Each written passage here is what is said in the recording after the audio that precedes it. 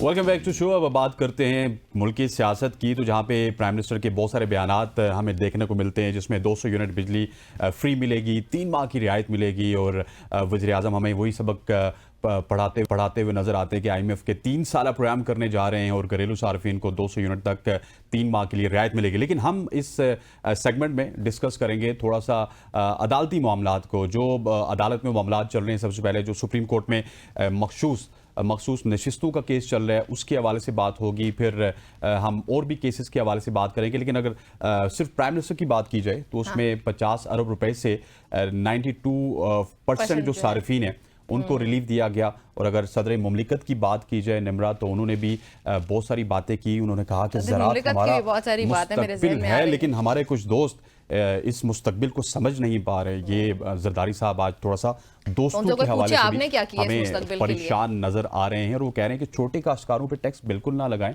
लेकिन बड़े काश्तकारों पे आपको टैक्स लगाने चाहिए, और क्योंकि ये IMF की शर्त है। ऐसे घुटने टेके हुए आप लोगों ने IMF के सामने, अपने पैसे निकाले सारे जो अवाम के हैं टैक्सेस वगैरह से जमा हुए हैं, वो अवाम पे वापस लगाएं, तो हमें IMF के पास जाने की जरूरत ही नहीं पड़ेगी। मैं बहुत ज्यादा बेटर हो रही हूँ, क्योंकि बनता है, आई थिंक नहीं बल्कि I am certain about it कि हमारा ये कड़वा होना यहाँ पे बनता है, क्योंकि जो हुक्मरानों ने हमारे मुल्क की हालत कर दी और हमारी मईशत के साथ जो कर दिया है IMF के नाम पे, ये बहुत बड़ा जुल्म है। एक तो जुल्म ये कि अवाम का पैसा पता नहीं कहाँ जाता है, और उसके ऊपर भी फिर IMF के नाम पे मजीद अवाम के ऊपर बोझ डाला जाता है। आमिर मतीन हमारे साथ मौजूद है इस सब को, तारिक मतीन हमारे साथ मौजूद है सब करने के लिए। तारिक साहब अस्सलाम वालेकुम। वालेकुम अस्सलाम, कैसे हैं आप लोग? जी अल्हम्दुलिल्लाह हम ठीक हैं। वी होप सो कि इस्लामाबाद का अच्छा सा मौसम आप एंजॉय कर रहे होंगे। ये बताइएगा कि ये जो हमारी हुकूमतें हमारे साथ कर रही हैं वो जस्टिफाइड है, और उसके बाद फिर ये जो डेली बेसिस पर हम कोई ना कोई नई चीज़ देखते हैं। कल हमने सर्वेलेंस से मुतालिक एक नई चीज़ देख ली। अब PTI की बात करें तो इद्दत केस में बेशक हम लोग एक्सपेक्ट कर रहे थे कि वो लास्ट केस होगा, लेकिन इंसदाद दहशतगर्दी अदालत ने कल मजीद 3 केसेस में जो बुरी जमानत थी उसको मुस्तरद की है। So how do you see that? देखिए, पहला तो आपने जो पूछा था ना, ये जस्टिफाइड है जो हमारी हुकूमतें हमारे साथ कर रही हैं, तो ये जस्टिफाइड है इसलिए कि ये हम अपने साथ खुद कर रहे हैं। अभी कुछ दिन पहले आजाद कश्मीर में हुआ ये कि मुजाहिरे हुए, ठीक ठाक बड़े मुजाहिरे थे, और उसके बाद उनकी बिजली का रेट उनको ठीक मिल गया। तो जो हमारे साथ हो रहा है ये जस्टिफाइड है, क्योंकि हम उसके बाद शोर करते, वावेला करते, ये किस नौइयत का होता है ये आपने देख लिया है। तो ये होगा हमारे साथ। बात ये है कि इस मुल्क में इस वक्त एक ऐसा शख्स जिसकी आमदनी शायद 30,000 रुपए होगी, उसका 40-50 हजार रुपए का बिल आ रहा है। लेकिन एक ऐसा शख्स जिसकी आमदनी 18 लाख रुपए हो तो उसको 2000 यूनिट फ्री है, जिसकी आमदनी 12-15 लाख रुपए हो उसको 2000 यूनिट फ्री है। ये मैं अपनी अदलिया की बात कर रहा हूँ। सिविल या मिलिट्री ब्यूरोक्रेसी की बात करें, आप किसी चीफ सेक्रेटरी की, आर्मी चीफ की, किसी बड़े जनरल की बात करें, तो उन लोगों को यूनिट फ्री हैं। और ये वो लोग हैं जिनकी तनख्वाहें 5-6 लाख रुपए के आसपास मौजूद हैं। फिर उसके बाद वापदा के मुलाजमीन के लिए अभी कुछ दिन पहले फैसला हुआ था कि इन लोगों को जो यूनिट्स फ्री मिलते हैं वो फ्री यूनिट्स बंद करके इनको एक सर्टेन लेवल पर कैश दिया जाए, और वो कैश शुरू हो रहा था 15,000 से 70,000 के आसपास तक। फिर उसके बाद जो उससे नीचे वापदा के मुलाजमीन हैं उनके बिजली के बिल हमने देखे हुए हैं, वो बिल जो है वो चंद 100 रुपए में आते हैं। तो ये अगर होते मुस्तहिकीन की फहरिस्त में ये अगर होते उस फहरिस्त में कि इनको कुछ देना हम पर वाजिब है, फिर तो इन लोगों को बिजली फ्री दे दी जाती। लेकिन वो लोग जिनको वाकईतन आप मुस्तहिकीन की फहरिस्त में खड़ा कर सकते हैं, उनको हम 70-70 हजार रुपए के, 60-60 हजार रुपए के बिजली के बिल दे रहे हैं। तो जस्टिफाइड है जो हमारे साथ हो रहा है। हम पूछ रहे हैं कि जरदारी साहब का बयान या शहबाज शरीफ साहब का बयान या 3 महीने की रियायत, ये वो लोग हैं जो कहते थे 138 रुपए का 3 लीटर पेट्रोल कौन खरीदेगा। ये वो लोग हैं जिन्हें 18 रुपए का, 16 रुपए का बिजली का बिल महंगा लगता था। ये वो लोग हैं जो ऐवान में खड़े होकर कहते थे उठाकर फेंक दो, फाड़ कर फेंक दो PTI डील को। तो हम कहते थे ठीक है, अच्छी बात है, नई डील करो, ये खुद यही तो मसला है कि ऐसे ओपोजिशन में आप कुछ और होते हैं और हुकूमत में कुछ और होते हैं, और ये सिर्फ पीएमएलएन या पीपीपी की ये बात सब नहीं है, जमातों का यही पीटीआई मसला भी है। ऐसे ही थी, यही तो मसला है। बिल्कुल ऐसे ही है, बिल्कुल ऐसे ही है। तो ये आप जब आप आए थे तो आप आए थे तमाम चीजें ठीक कर दें, सवा सत्यानाश आपने करके रख दिया है। तो इस मुल्क में कैलकुलेशन की जाए और ये जितने फ्री यूनिट्स वाले लोग हैं उनसे फिर एक सवालनामा भरवाया जाए कि भाई साहब जायदादें बताइए, आपके गोशवारों से निकालते, और उसके बाद बताइए कि ये क्यों मिलना चाहिए आपको, और कितने आपने अब तक ले लिए इतनी बड़ी बड़ी तनख्वाहों पर, वो भी वापस कीजिए। इस मुल्क के साथ मजाक है कि हम किसी रोती हुई माँ को देख रहे होते हैं, वो बता रही होती है मेरे 8,000 रुपए पेंशन के आते और मेरा 30,000 रुपए का बिजली का बिल आता है। मैं उस 8,000 रुपए पेंशन के अलावा घरों के लोगों के बर्तन साफ करती हूँ और उनके काम करती हूँ, फिर जाके मैं अपना किचन चलाती हूँ।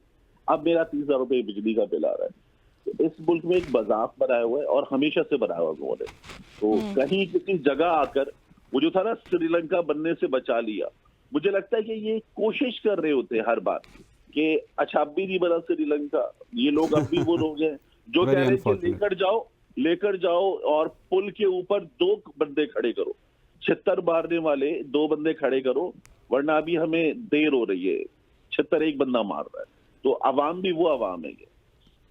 लेकिन तारिक साहब, सितम ज़रीफ़ी तो ये है ना कि जिस तरह हम पहले भी बात कर रहे थे कि जो भी अपोजिशन में होता है वो अच्छी बातें करता है, लेकिन जब वो गवर्नमेंट में आता है तो वो उसी रविश पे होता है। कोई लॉन्ग टर्म प्लान नज़र नहीं आ रहा, कोई इस तरह का प्लान नज़र नहीं आ रहा है कि जहाँ पे हमें रिलीफ मिलता हुआ नजर आए। अभी अगर जरदारी साहब की स्टेटमेंट देखें कि मैं कहता हूँ ज़राअत पे इन्वेस्टमेंट होनी चाहिए, लेकिन छोटे काश्तकारों पर टैक्स नहीं लगाना चाहिए, बड़ों पर टैक्स लगाना हमारी मजबूरी है IMF की वजह से। मतलब कोई प्लान तो नहीं है, बस IMF का डंडा है और वो डंडा चल रहा है। अच्छा नहीं, ये जो हम कहते हैं ना IMF का डंडा है और वो डंडा चल रहा है, तो उसमें भी जिस तरह की हरकतें ये हुकूमतें और हमारे बाबू करते ब्यूरोक्रेसी के, अभी भी IMF ने कहा कि आप अपनी गोशवारे वगैरह तमाम चीजें डिक्लेयर कीजिए, तो ब्यूरोक्रेसी ने मना कर दिया।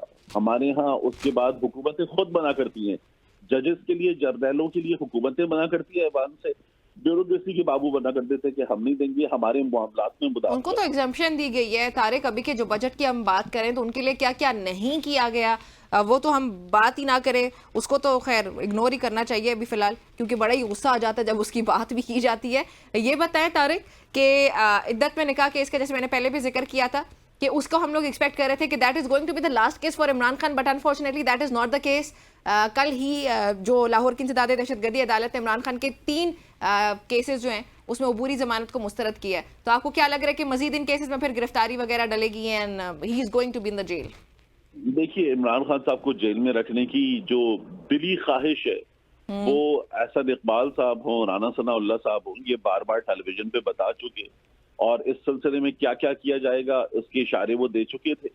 अब उन इशारों पे अमल दरामद हो रहा है।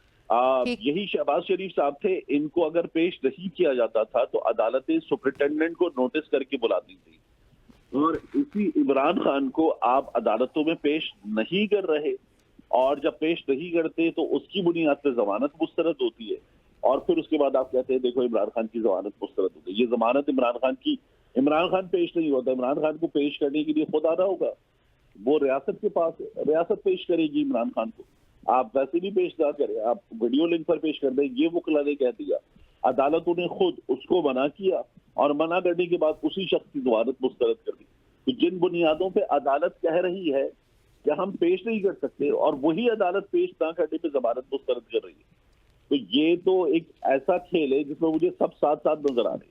लेकिन अगर इद्दत निकाह केस की भी बात की जाए तो डिलेइंग टैक्टिक्स तो खावर मानेका की जानिब से नजर आती है। इसी तरह अगर मखसूस नशिस्तों की बात, खावर जी, फरीद मानेका ने कहा कि मुहर्रमुल हराम का एहतराम है, और इस एहतराम में अभी इंसाफ पूरा का मुहर्रम फैसला नहीं गुजार सुना दीजिए। सकते। हाँ, और उस एहतराम की बात करने वाला, या मैं अपनी बेटियों को नहीं बता रहा था कि तुम्हारे अम्मी अब्बू की तलाक हो गई है एहतराम में, और उस एहतराम की बात करने वाला जो है वो साइकिल्स को टेलीविजन पे बैठ के डिस्कस कर रहा था, और साइकिल्स का डिस्कशन हम अपने सरकारी टीवी के साथ साथ तमाम टीवी चैनल्स को दिखा रहे थे। तो जब ये इस जगह आ गए हम, और वो आदमी उसी मुंह से फिर अदालत में कह रहा है कि मुहर्रम का एहतराम है, ठीक हो गया। तो ये बातें अदालतें सुन रही हैं। अच्छा तारिक, ये भी बताएं कि मखसूस नशिस्तों के केस का फैसला महफूज हो चुका है, आपको क्या लग रहा है क्या फैसला आएगा? देखिए, इस केस का फैसला जो है जो भी आए, मैं हमेशा से कहता हूं कि इस केस के फैसले के मुमकिन बेनिफिशियरी जो शख्सियत है, वो शख्सियत इस केस को सुन रही थी। ये सबसे बड़ी नाइंसाफी है। अदालत जिसका काम इंसाफ देना है, उसकी तरफ से ये सबसे बड़ी नाइंसाफी है कि जो शख्स इसका बेनिफिशियरी बनेगा, वो शख्स खुद इस केस को सुन रहा था, अपनी सरबराही में सुन रहा था। और ये नजर आ रहा है, हमारे कहते 3 सवाल है, नहीं 5 सवालात हैं कि जो पॉसिबिलिटीज है। सुन्नी इत्तेहाद काउंसिल को मिल सकती है या नहीं मिल सकती, पीटीआई को मिल सकती है या नहीं मिल सकती, गवर्नमेंट को या पार्लियामेंट को, गनीमत के तौर पर हुक्मरान इत्तेहाद को मिल सकती है या नहीं मिल सकती, खाली रखी जा सकती है या नहीं रखी जा सकती, या फिर जिस तरह कासिम सूरी की रूलिंग पे हुआ था, वक्त को वापस ले जाया जाए, तो वक्त को वापस ले जाया जाए और इन लोगों को दोबारा 3 दिन दिए जाएं कि अब आप लोग ये फैसला कीजिए कि क्या ज्वाइन करना है बतौर। लेकिन तारिक साहब, 2019 का जो इलेक्शन कमीशन का नोटिफिकेशन था, उसके बाद जो फाटा का इंजमाम हुआ, बाप पार्टी को 3 नशिस्तें मिली और उनको एक मखसूस नशिस्त भी अलॉट हुई। वहाँ पे तो सियासी जमात को मखसूस नशिस्तें अलॉट की गई थी, पार्लिमानी जमात को तो नहीं की गई थी। केस यहाँ पे तो वीक नजर आ रहा है इलेक्शन कमीशन का और गवर्नमेंट का। बाप का मुकाबला धुतकारे हुओं से नहीं किया जाता ना। आप क्या कर रहे हैं? बाप का मुकाबला धुतकारे हुओं से नहीं करते। उस केस में हो गया था। कमाल कमाल। इस केस में आप देख लीजिए कि हमें जो है वो अदालत ये कहती हुई नजर आ रही है, मतलब बताया जा रहा है कि मुतनासिब नुमाइंदगी की तहत नहीं हो सकता, और ये बार बार जिद होकर, नाराज होकर, उलझ कर कहा जाता है किया जा सकता है। तो वहां पर अब तो जज साहिबान से पूछ रहे हैं कि बताइए तो सही कहाँ किया जा सकता है। लेकिन सही। अच्छा, इसके अलावा भी बाकी केसेस की अगर बात की जाए, या फिर इलेक्शन तरमीमी बिल 2024 की मंजूरी दे दी है हमारे सदर ने, इस बिल में आपको क्या लगता है क्या अहम पहलू है और ये कैसे असरअंदाज होगा, क्या क्या चेंजेस इसकी वजह से आपको नजर आते हैं? आपको नैब कानून याद है, उसमें एक बात बड़ी कंक्लूसिव की गई थी कि जिन लोगों पर केसेस हैं, यानी जो मुल्जिम हैं, वो कानून बना रहे हैं और वो अपने फायदे के लिए कानून बना रहे हैं। यस। जहां जिन लोगों पर धांधली का इल्जाम है, वो ये तय कर रहे हैं कि धांधली को बचाना कैसे है। वो जिन पर ये इल्जाम है कि आप लोगों ने ये सीटें चोरी की हुई हैं, वो ये तय करेंगे कि अब इस चोरी का फैसला कौन करेगा। तो अब वो तय करके बैठ गए। अब आप भेजेंगे इनको रिटायर्ड जज साहिबान के ट्राइब्यूनल में और वहां पर फैसले लेंगे। तो ये जो फॉर्म 45, फॉर्म 46 जो पूरा वेबसाइट भरी हुई इलेक्शन कमीशन ऑफ पाकिस्तान की, और अब भी मरियम के हलके के अंदर फॉर्म 45 की जगह फोल्डर में फॉर्म 46 पड़ा हुआ है। मतलब ये इस तरह से अवामी शऊर की तौहीन की जाती है कि जैसे ये तो पता नहीं क्या है, इनको जो चाहे दे दो, इनको पता ही नहीं है वेबसाइट के अंदर। हमारे मुल्क में कभी लोगों को पता ही नहीं था फॉर्म 45, फॉर्म 47 क्या होता है। और अवाम की बात कर रहे हैं, आपके चीफ जस्टिस ने ये पूछा कि फॉर्म 47 क्या होता है, कि फॉर्म 45, फॉर्म 47 क्या होता है। Yes. वो आप भी पूछ रहे हैं कि ये क्या होता है, ये क्या, वो लेकिन समाअत कर रहे हैं ये सितम जरीफी है ना तारिक साहब के आपके जो हारने वाले उम्मीदवार हैं उनको तो पता है कि फॉर्म 45 क्या होता है, जीतने वाले जमा नहीं करवा रहे ना, ये भी तो एक सितम जरीफी है।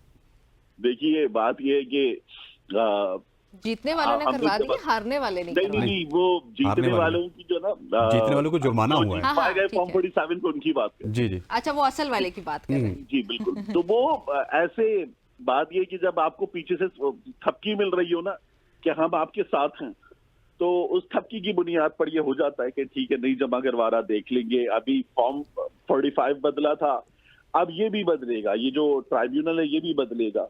और आप देखिए कि ये फैसला जो है जिसमें तारिक महमूद जहांगीरी साहब ये करेंगे या नहीं करेंगे, क्योंकि यहाँ से फैसला हो जाएगा कि पूरे मुल्क में क्या हुआ था। 17 सीटों पर हुकूमत है। ये कराची में जो मैंने तमाम लोगों के, जो सिर्फ जीत के दावेदार हैं उनके नहीं, लब्बैक वालों के, जमात इस्लामी वालों के फॉर्म 45 देखे हुए हैं। तो हमें नजर आ रहा है कि ये हुकूमत कैसे बनी हुई है। ये हुकूमत असल में लोगों पर मुसल्लत शुदा हुकूमत है। इनके पास लेजिटिमेसी नहीं है। जिसके पास लेजिटिमेसी नहीं हो ना, उसका सख्त फैसला लोग क्यों कबूल करें। जिसको उन्होंने मैंडेट दिया है कि अब कुछ करोगे, उसका तो शायद सख्त फैसला लोग कबूल कर भी लेंगे। इनका फैसला क्यों कबूल करे लोग। लेकिन तारिक साहब, मैं एक सवाल करना चाहूंगा, मखसूस नशिस्तों की आप बात कर रहे हैं, तो क्या कंपैरेटिवली तमाम तर फॉर्म्स को देखा जाएगा? और फिर ईएमएस की अगर बात की जाए तो ईएमएस से भी रिकॉर्ड मंगवाए गए, तो फिर तो मामलात बहुत ज्यादा बिखरते हुए नजर आएंगे। देखिए, बात यह है कि जिस तरह से डिलेइंग टैक्टिक्स वाला खेल है ना, वो खेल खेला जा रहा है और कहीं ना कहीं किसी ना किसी जगह कुछ ना कुछ आपको मैनेजमेंट होती हुई नजर आएगी। अभी ये काम total election commission of Pakistan के पास जो कवानीन में लिखा हुआ है, उसमें ये 15 दिन में मुकम्मल होने का काम था, तमाम का तमाम। अब भी 3-4 जुलाई की खबर है कि इलेक्शन कमीशन ने गूगल ड्राइव के उन फॉर्म्स में मॉडिफिकेशंस की है, उनमें मजीद चीजें अपलोड की हैं, उनमें मवाद ठूंसा है। तो ये जो मवाद ठूंसने का काम है ये बढ़ेगा, ये चीजें हो रही हैं और इनको अदालतों से तहफ़्फ़ुज़ मिलता रहेगा। इस तमाम बहस के दरमियान हम एक सवाल भूल कर बैठे हुए। एक शख्स सामने आया था, उसने कहा था मुझे चौक पे फांसी दे देना। मैं भी इन्वॉल्व था और फिर उसने इस मुल्क की ताकतवर तरीन शख्सियात में से एक का नाम लेके, जिन्होंने पूछा फॉर्म क्या होता है, उनका भी नाम लेके कहा था वो भी इन्वॉल्व थे। वो शख्स कहाँ है? इस मुल्क का सिस्टम पूछ ही नहीं रहा कि चट्ठा कहाँ है और वो चट्ठा गायब है। तो इतना बड़ा मजाक हमने किया हुआ है ऐसे और ही ये मजाक हमें लगता है कि ये अवाम तारिक साहब, एक और मजाक भी हुआ है कल। मैंने तो सोच लिया है कि इस सारे माहौल को अपनी नजर में रखते हुए कि खत की जानिब चले जाना चाहिए। आइंदा से मैं मैसेजेस वगैरह, कॉल्स वगैरह कुछ भी नहीं कर रही, बस खत खताबत वाले दौर की तरफ चली जाऊंगी। किसी से मुलाकात करनी होगी तो नहर वाले पुल पे बुला के मुलाकात कर लूंगी। आपने क्या सोचा है? देखिए, बात यह है कि अब हमने इस हुकूमत ने, इमरान खान साहब ने बड़ा डिफेंड किया था कि हाँ अगर वो करते तो नजर रखने के लिए करते, बिल्कुल ठीक करते। तो पहले डिफेंस था, अब तो उसके बाद हम ये देख रहे हैं कि बाकायदा परमिशन दे दी है। अच्छा, परमिशन भी ऐसे दी है जैसे नहीं, इससे पहले कभी हो नहीं रहा था। जो हो रहा था उसको एक लीगल कवर दे दिया है। वो लीगल कवर देकर अब ये दावा है कि हम चैलेंज करेंगे। मुझे लगता है देखना पड़ेगा चैलेंज कैसे करते। वो एक चैलेंज की तरह होता है या एक फुसफुसा सा चैलेंज होता है। क्योंकि मुझे कोई खास उम्मीद नहीं है अब तक इन लोगों से। तो ये बेचारे मातूब थे तो अब उसके बाद जरा सा बिलबिला लेते हैं, जरा सी आवाज उठा लेते हैं और ये उस आवाज को एक नारा बस्ताना समझते। ऐसा होता नहीं है। अच्छा, वैसे तारिक की जरूरत क्या पड़ रही है इतनी खास ये गवर्नमेंट को ये सब करने की? ये अदालत पूछ रही है तो अब एक लीगल कवर दिया है और अदालत पूछे या ना पूछे, ये तो सिलसिला हमेशा से है। इतना है कि बस अब आप ये कर ही दीजिए तो वो भी हो गया। बाकी ये ना होता जरूरत क्या थी? मतलब हमारे यहाँ क्या ये हमेशा से नहीं हो रहा था? क्या वज़ीर आज़म से नहीं हो रहा था? वज़रा से, आम शहरियों से, बड़े बड़े ओहदेदारों से नहीं हो रहा था? क्या मोहतरमा बेनज़ीर भुट्टो नहीं कहती थी कि ये दीवारें सुनती हैं? क्या जुल्फ़िकार अली भुट्टो के दिनों में? सर, वो तो मरियम बीबी आगे प्रेस कॉन्फ्रेंस में रोती रही कि मेरी और परवेज रशीद की आपने बातें क्यों लीक की। हाँ, वैसे वो बता रही थी कि ये हम दोनों की जाती गुफ्तगू थी जिसमें वो हुकूमत के खिलाफ अपनाया जाने वाला मौक़िफ़ बता रही थी। मेरा तो ये ख्याल था कि जाती गुफ्तगू वो होती है जिसमें 600 रुपए के सूट का रंग क्या हो या 600 रुपए का सूट जो है वो कौन सी दुकान से लिया जाए, ये बताया जा सकता था। लेकिन जाती गुफ्तगू में भी हुकूमत के खिलाफ नैरेटिव क्या होना चाहिए ये डिस्कस हो रहा था और वो कह रही थी कि हमारी जाती गुफ्तगू फिर भी नहीं होनी चाहिए रिकॉर्डिंग। बिल्कुल बिल्कुल ऐसी है। तारिक, बहुत शुक्रिया आपका मैं ज्वाइन करने के लिए, हमसे बातचीत करने के लिए। नाज़रीन, गुफ्तगू आपने वक्त हुआ है प्रोग्राम में एक ब्रेक शामिल करने का।